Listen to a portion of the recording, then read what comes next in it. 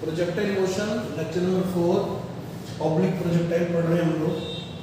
एक पार्टिकल को you speed से हॉरिजॉन्टल से थीटा एंगल पे प्रोजेक्ट किया आपने और object is falling under gravity only, तो यू एक्स की value you cos theta, acceleration along x 0, y के along initial velocity you sin theta, y के along acceleration g।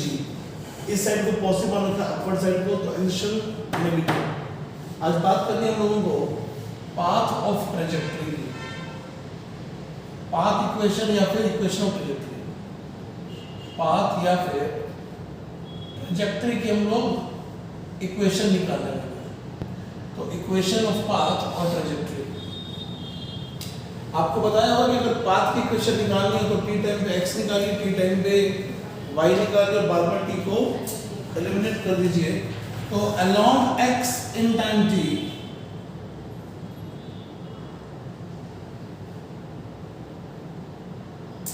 x equal to u x t, a x तो है ही नहीं, तो x equal to आ गया u cos theta t। Along y in time t बात करें तो y equal to u by t plus half a by t square, y equal to u sine theta t minus half g t square. Values put की हुई है, u by की जगह पर u sine theta, a by की जगह पर minus जी। t को यहां से पुट कर देते हैं, तो y equal to u sine theta, t की वैल्यू है x by u cos theta minus half g t square का मतलब x square by u square cos square theta. हमने यहाँ पे t की वैल्यू पुट कर दी है इक्वेशन 1 से x by u cos theta. ये वाला u से u कैंसिल हो रहा है बेटा, तो y की वैल्यू आ गई है x tan theta minus g x square upon 2u square cos square theta. ये सारा कांस्टेंट है, ये वाली वैल्यू भी कांस्टेंट है क्योंकि u से थीटा एंगल पे फेंका हुआ है, तो इसकी शक्ल ऐसी बन रही है जो कि एक पैराबोलिक पाथ की इक्वेशन है। It means equation of trajectory is parabolic या पाथ इज पैराबोलिक।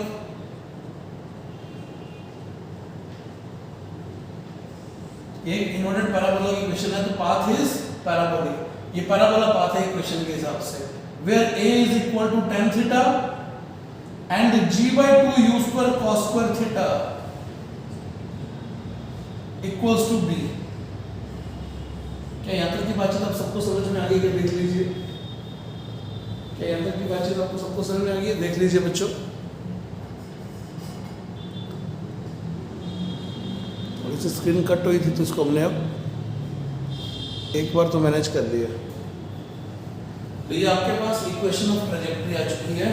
यहां तक की बातें नोट कर लीजिए, फिर इसी को आगे कन्वर्ट कर रहे हैं और फॉर्मेट में।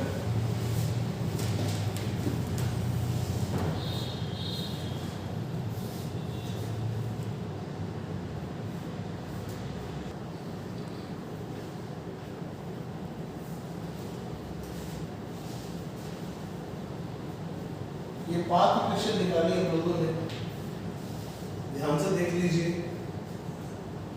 पाथ इक्वेशन निकाली हुई है और फॉर्मेट आया ax माइनस bx स्क्वायर का। इस चीज को हम लोग चेंज कर रहे हैं, इस साइड वाली चीजों को हटा रहा हूं मैं। ए बी का नाम ध्यान रखिएगा, यहां से ये सारा पोर्शन एलिमिनेट कर रहा हूं क्योंकि अब आप लिख चुके होंगे इस वक्त तो। लेकिन इक्वेशन ऑफ ट्रैजेक्टरी को थोड़ा और हम लोग कन्वर्ट करें एक और फॉर्मेट में। इस इक्वेशन को पिक करते हैं, y equal to x tan theta minus g x square upon 2u square cos square theta. ये हमारे पास इक्वेशन है को दोबारा से लिखा है और इस इक्वेशन को फर्दर कंटिन्यू कर रहे हैं। देखिए इसमें से आप x tan थीटा को कॉमन निकालिए, कॉमन निकालना तो यहाँ तो 1 आ गया और यहाँ tan थीटा से मल्टीप्लाई tan थीटा से डिवाइड कर लीजिए, एक x बाहर चला गया तो बचेगा क्या, g एक x बचेगा, नीचे 2u स्क्वायर, ये cos स्क्वायर थीटा है, इसकी जगह पे sin अपॉन cos लिख रहे हैं।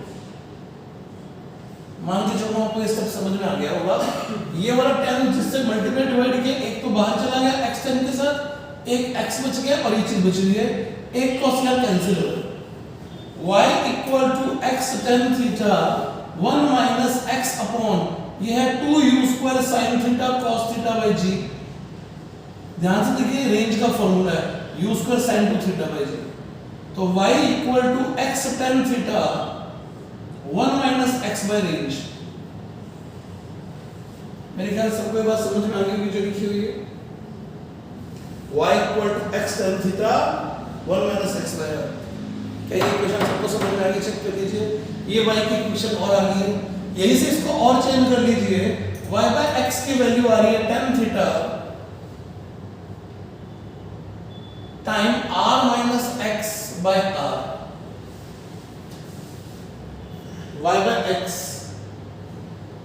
r minus x by r, LCM लेने का कुछ खास नहीं है, इसको यूं ले लेते हैं एक बार के लिए, 1 माइनस x बाय r।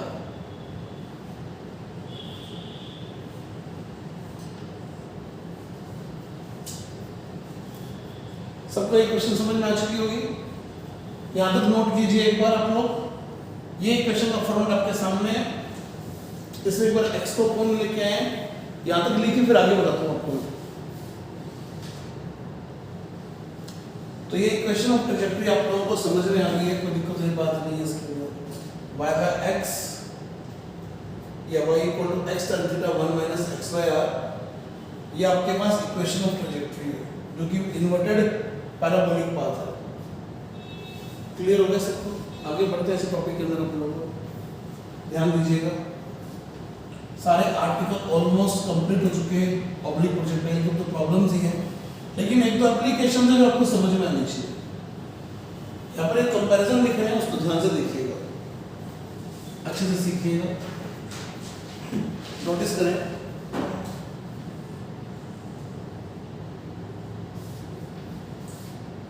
एक साथ दो प्रोजेक्टाइल लेके चलना है। एक प्रोजेक्टाइल को आपने हॉरिजॉन्टल से थीटा एंगल पे प्रोजेक्ट किया है और एक प्रोजेक्टाइल को आपने वर्टिकल से थीटा एंगल पे प्रोजेक्ट किया है, यानी हॉरिजॉन्टल से एंगल रहेगा 90 माइनस थीटा। स्पीड सेम है, एक्स वाई कोऑर्डिनेट वैसे के वैसे लिख दिए। सबसे पहले ux uy की बात कर लेते हैं। इसका ux अभी भी u cos थीटा है, ax 0 है, इसका uy u sin थीटा है और ay माइनस g है। तो इसके रिजल्ट लिख लेते हैं। इसका time of flight 2 uy by g, क्योंकि टाइम ऑफ फ्लाइट में y डिस्प्लेसमेंट 0 तो uy की जरूरत पड़ी थी, uy की जगह पर 2 u sin theta by g। Maximum height होती है u y square upon 2g, that is u square sin square theta by 2g।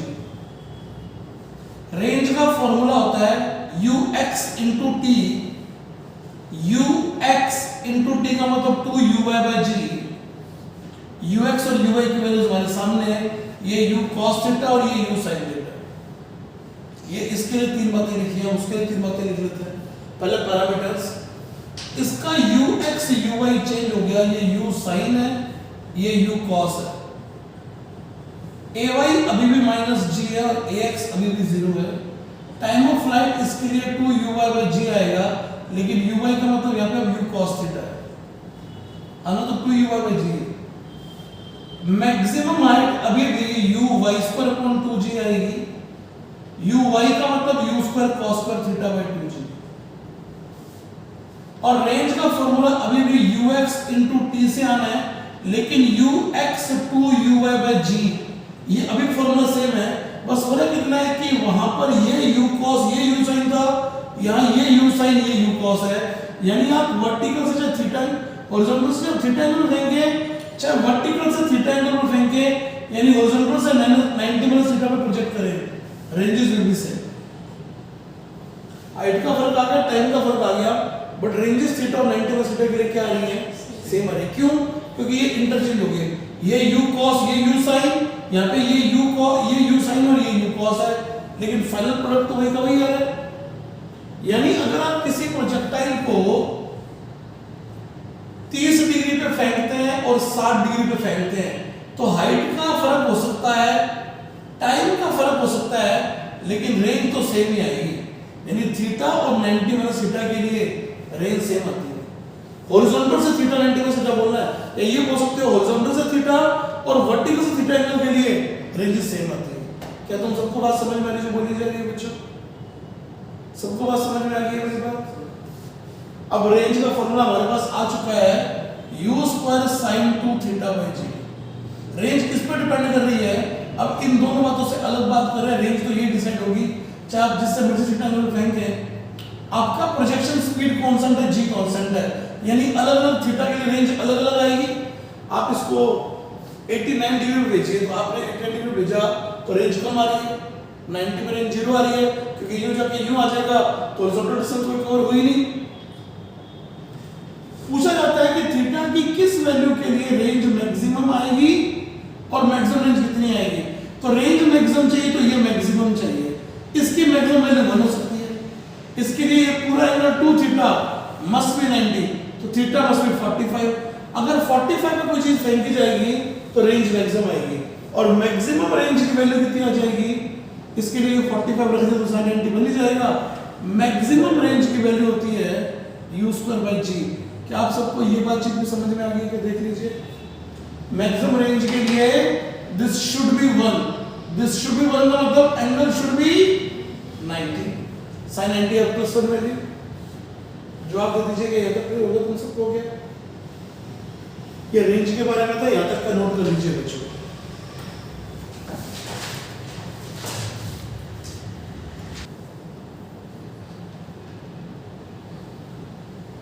तो ये सब कुछ था ऑब्लिक प्रोजेक्टाइल मोशन के बारे में।